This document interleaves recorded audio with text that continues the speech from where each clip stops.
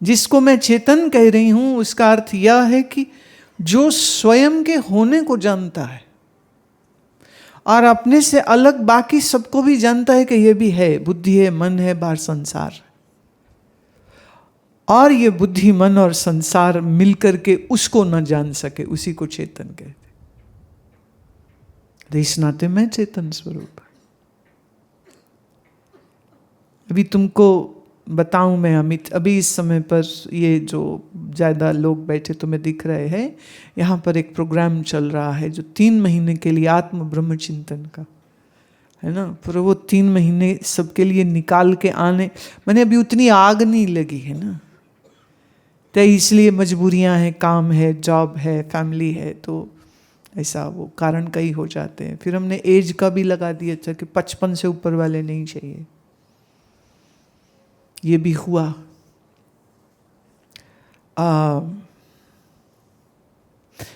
बस ये था कि एक लगातार इतना लंबा आश्रम में रहना, श्रवण करना, उतना ही ज़्यादा ध्यान चल रहा है यहाँ पर, उतना ही ज़्यादा योगासन चल रहे हैं, उतना ही ज़्यादा मेरे साथ, तो मतलब 3 pronged अप्रोच चल रही है।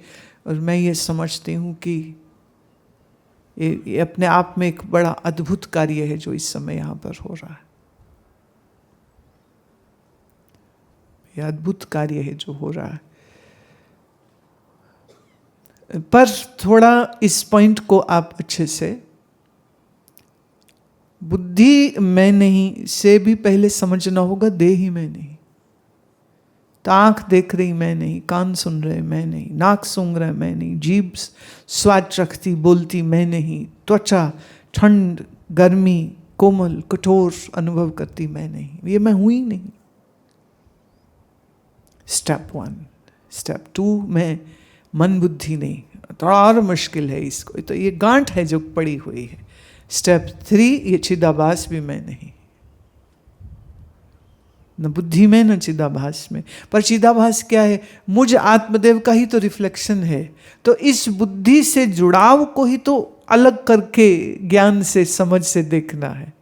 तो अपना आप तो सच्चिदानंद है और रहेगा, उसको थोड़ी कोई आत्मा को सत्य में बनाती नहीं हूं, वो है, मैं बस समझा रही हूं, दिखा रही हूं कि तुम देख लो कि तुम कौन हो। श्री कृष्ण बोलते हैं ना गीता में,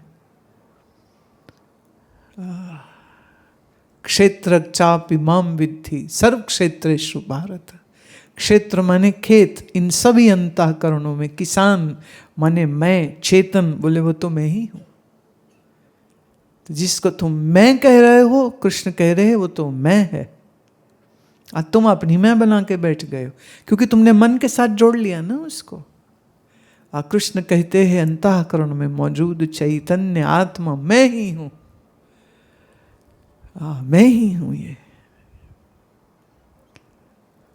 अब किसी को पूरी बात मेरी समझ ना लगे और वो कृष्ण जी जैसा मुकुट लगा के और बांसुरी हाथ में पकड़ के और धोती पहन के और श्रृंगार करके आ जाए, तो वो बिल्कुल भी नहीं समझा मैं क्या कह रही हूं।